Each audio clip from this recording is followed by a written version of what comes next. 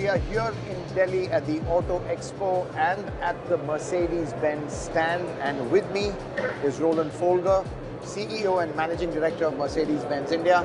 Roland, thanks for joining us. I think everyone's got Auto Expo fever, but you've literally got it. You're not well, but I think it's an event you can't stay away from, even if you've got over 100 temperature. No, nothing could ban me also. It's my first experience, like you said. And welcome again to our stand here on the Auto Show. So obviously you've come to the Expo on a bit of a high. Great news for Mercedes-Benz. You've really overachieved your targets. #1 luxury car manufacturer by far in India. Tell us a bit about the journey. It was a very exciting journey actually, because it started much longer than just 1 year ago. Basically on the back of initiatives that we had started by basically getting back into that position where we personally believe we truly are supposed to be. We started early on with customer activities. We started looking at our network. We started looking at our products. And last year, with 15 new products being launched, 15 new dealerships coming out, I think that contributed very strongly to the overall growth in the market segment. That's interesting. So I just want to ask you if there is a weightage you can give. I know products are very important, but equally important is really the service and the service infrastructure, especially for luxury cars, because you've got a very demanding customer. Obviously, these cars are very complex. They require a certain level of service. And to be honest, that has been a bit of a challenge for all luxury car makers, because that is one area where perhaps there's a bit of a gap. So just want to understand from your point of view, products, they're developed in Europe, they're developed for the world, not a big issue. But I think is service and really the people issue over here of training the right people, getting the right service advisors, getting the right experience for the customer, which frankly happens in the showroom. Yeah. Has that been your bigger challenge than launching products itself? I wouldn't say challenge, because as a company we've always been extremely focused, trying to educate our own people, trying to make them match with the requirements that we had in the marketplace, and being able to deliver a really high-end, sophisticated technical product requires exactly that. So from our perspective, we just needed to put some more coals on the fire in that respect as well. And I think being able to gain the JD Power #1 or the place #1 for the award in after sales, and second year in a row now, has really proven that we're certainly going in the right direction. Yes, you're absolutely right. It is a major influence in our relationship with the customers, therefore also to our overall sales figures. And coming to the products itself, 15 new products, some of them are more mass, some of them a little niche. Obviously, rolling out these products stretches the bandwidth of an organization. And quite clearly, you're not a massive company over here, quite small. So how do you manage, or how do you have a cadence of products? I mean, does a lot of planning go into that? Yeah. Well, first of all, like you said, you have to have an excellent planning. You need to know exactly what fits when. We have to have a very good relationship with headquarters, so what they promise us and deliver also needs to come at a given time. But I think the third part is really a highly motivated organization on our internal headquarters side in India here, as well as on the dealer side to support this. Because ultimately, it always gives the dealers also a chance at least once a month in 2015 to get closer to their customers, to invite them over, to basically treat them to a true experience of what Mercedes-Benz is all about. Right, so that was 2015. Let's talk about 2016. Do you think you're going to set the bar even higher, or was 2015 the growth a little unusual? Is there more pressure on you now to, let's say, take the sales numbers even higher, and is it achievable this year? I know you've got the GLC, we'll talk a bit on that later, but just to understand your outlook for 2016. I think with the experience of launching 15 new models in last year, that makes us feel very comfortable in the marketplace at the moment, no matter what and how many vehicles we will bring in on top of that. And whether the GLC can contribute to such a high degree is very depending on when we're going to launch the vehicle, but it's definitely going to be second half of this year. So there is not much as volume contribution expected from that, but what we have seen in the past is that you have a launch year, and this is why we usually always, by tendency, a little bit short on product, but in the second year, this is when the customer demand meets then also the availability of product. This is where you really reach peak levels. And this is why we're very confident that in 2016, we can continue exactly along the same lines. So what you are saying, you are confident that you can maybe beat your 2015 numbers as well. I know we're early in the year, so that's putting you on the spot, but you think it's possible? Well, everything depends on how the decision will be made about Delhi. Right. And about the diesel ban, because 80% of our vehicles that we sell in India are diesels, and 20% of our vehicles that we sell are in Delhi. So we need to wait how that pans out. But other sides, beside of that, I think we're very positive that we will have a good fighting chance again this year. Right. So let's touch a bit on the diesel ban. Obviously, that's really put a spanner in the works, so to speak. Really disrupted the market for. I think there's no real gain in air quality, as we've seen, especially if they are engines above 2 liters. And unfortunately, you've been caught on the wrong side of 2 liters. What is your strategy to manage this? Are you going to shift more petrol cars to Delhi? Are the customers leaning more towards petrol, or the customers saying, look, if we don't get a diesel, we don't want it? So, I mean, what's the dynamic, let's say, emerging right now? It's something that we're dealing together with our dealers at the moment. Well, first of all, the first initial reaction is everybody was running into gasoline versions. My personal observation is we have to be careful in doing that.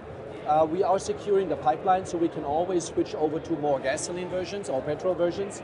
But I want to put a word of caution in here, because we have also set for ourselves in India relatively strong CO2 targets and reduction targets. And whenever you switch from a diesel car into a petrol car, the CO2 goes up. The CO2 goes up by 25%.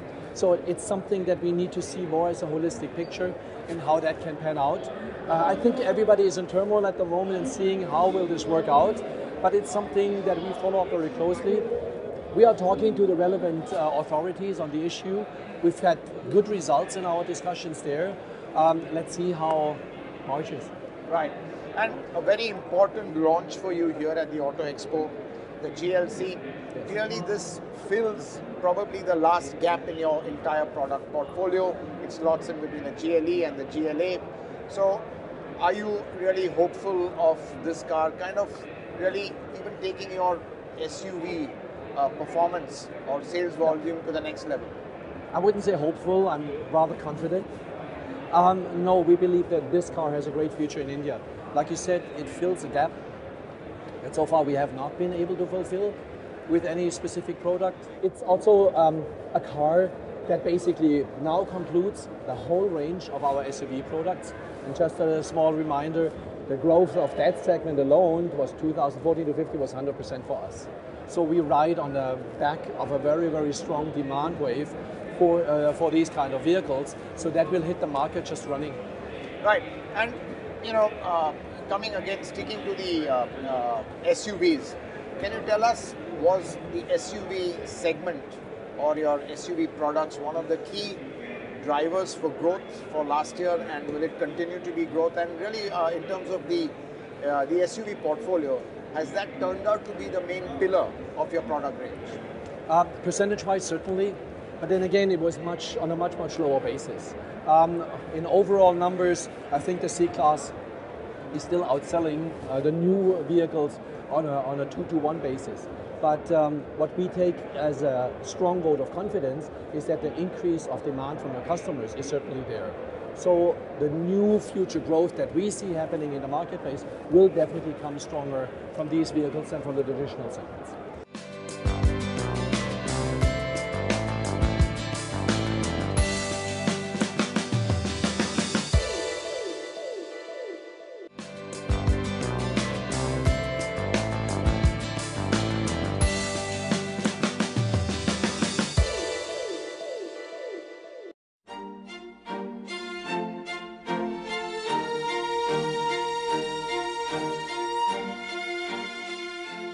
Let's talk a bit about the C-Class, which you talked about. It's turned out to be your best-selling car. It's overtaken the E-Class, which is quite something. Obviously, the E-Class in a run-out phase, as we know, it's at the end of its life cycle.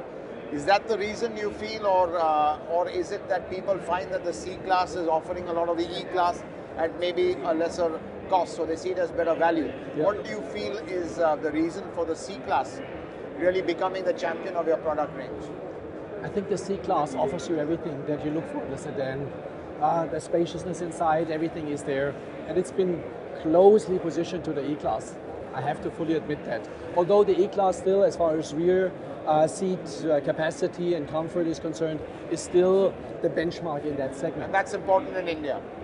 And that's very important in India. But then again, if you see the overall look and feel in the C-Class, you feel like we're in a small S-Class. And that is also an important key feature for Indian people and Indian customers. They want to be in a vehicle where they feel properly protected. With all the new features, and in the C-Class we have a lot more self-driving customers, we see that there is a strong trend at the moment towards that direction. But then again, rest assured, the new E-Class is going to have features that put the balance right again. So we're eagerly looking forward to So do you think it's a temporary situation and the E-Class would come back? And is that, I would imagine, it's more desirable to have the E-Class as your volume or big seller, because obviously margins are better on it, it's a more expensive car, and just from a profitability point of view, it's a better bet. This doesn't drive our volume allocations. Of course, but it's just nicer to have a car that has more margin on it, selling more. In that sense, I would like to sell more S-Classes, frankly speaking. Right. But no, you're absolutely right. I just believe that the E-Class has such a strong following, especially in a country like India, that Indians will just gravitate once the new E-Class comes into place. Yes, also by our discussion here, word gets out that the new E-Class is in the making. We encourage people to still buy the old one naturally, because the new one is going to only be launched somewhere next year. So there's still time yet. But we're confident that both in the mix at the moment with the existing C and E-Class, it works out fine for us as a brand, and next year will be even more exciting. Just sticking with the E-Class a bit, there's a strong legacy of E-Class in India. We started with the W124, obviously not successful.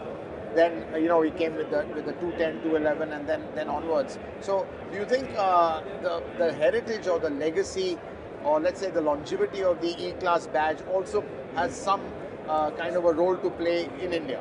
Of course. I believe people, they still see vehicles that their father has bought 20, 25 years ago. They still see that on the street. We're just celebrating now the 20th year of the E-Class this year as well. So there is a lot of heritage to look backward on, also from an Indian customer perspective. And the E-Class has always shaped the brand of Mercedes-Benz in the strongest way. Let's talk a bit on going further up, talking on the S-Class. It's won a lot of awards. It's won a lot of our comparisons. Clearly the benchmark, but of course competition coming as well. But from the S-Class point of view, a lot of technology in that car as well. Some of the technology can have more technology if our regulations allow, especially with certain frequencies which are still not permitted. The S-Class, can you give a little bit of a perspective on that model? Who the target audience is? Are you happy with the volumes? Is there scope for more variants? Right now you just have maybe 2 possible variants. You've got the Maybach versions also there. So I just want your understanding on that super luxury end of this segment. Is there scope for growth, or is it still quite limited? Well, we most likely will be introducing an additional variant this year as well. But I think the S-Class has such a dedicated and well-defined place in the heart of customers. It's very difficult to push away from. Just as a worldwide figure, I think last year we sold more than BMW and Audi put together with their respective vehicles in that brand segment. I think that speaks volumes about what customers really prefer in the marketplace. And whether these customers are dignitaries, whether they are just successful businessmen, whether they are celebrities, or whether they are government representatives, there is such a strong feeling in favor of the S-Class. It doesn't really, let's say, make us very, very worried. And again, sticking to the S-Class, you've got 2 versions. You've got the 350, you've got the 500. Clearly, I would imagine the 350 is the one everyone goes for, because A, it's phenomenally refined. You don't think it's a diesel. Also good value. Just to understand the differences in the customers, because I think there is that very small sliver of people who want the refinement of a petrol and will pay the extra for the 500. And I believe we will have a solution for those customers. Because we strongly believe in making naturally these ends meet, and to provide what customers really expect from us. In that case, we're just in between also engines, as we call it sometimes, and we'll be providing something along those lines very, very soon. So what you're saying is we could have a different engine alternative as well? That's certainly a possibility. Right, okay, so good. You're not quite letting on, but it is possible. Leave some surprises to us. We can't show everything here on the show. Let's talk a bit about the Auto Expo. Yes. I mean, how's it been for you? How's the response been? And these shows, what do they really do for the brand? Frankly, everyone knows Mercedes. Yeah. Do you see this place actually to sell cars, or is it just a bit of touch and feel of the brand, get some customers in, get your dealers in, make them feel a bit good about it? Because I don't know whether this really is a sales platform. It's less of a sales platform. People don't come here to purchase a car. There are other shows around Southeast Asia that work much, much more like a sales show. This is more like what we consider a brand shaper show. And for us it's fantastic because after winning back the #1 position in India, it was important for us to also create an atmosphere where we feel we are properly represented as a company that is back in place #1. That in combination is showing some of the most exciting products that we have. The now full line of sport utility vehicles available. It helps us greatly in communicating to customers things that are relevant to them and basically position again Mercedes-Benz in the top-end luxury segment with vehicles like the Maybach on the one hand as a sub-brand, on the other hand the AMG versions that we offer to customers, on the other side as the sportive sub-brand. Right, and just winding down a bit, we haven't talked about AMG, your performance brand. You all are persisting very hard with it. Is there a real logic in putting so much resource, so much marketing on, let's say, products which are really selling in very small numbers? But is it more to do with a brand positioning, strategic, or do you think you can genuinely get volumes to make a business case out of it? It's, as usual, a mix of both. We have the target clearly set that we want to make a business case out of this. We have identified volumes.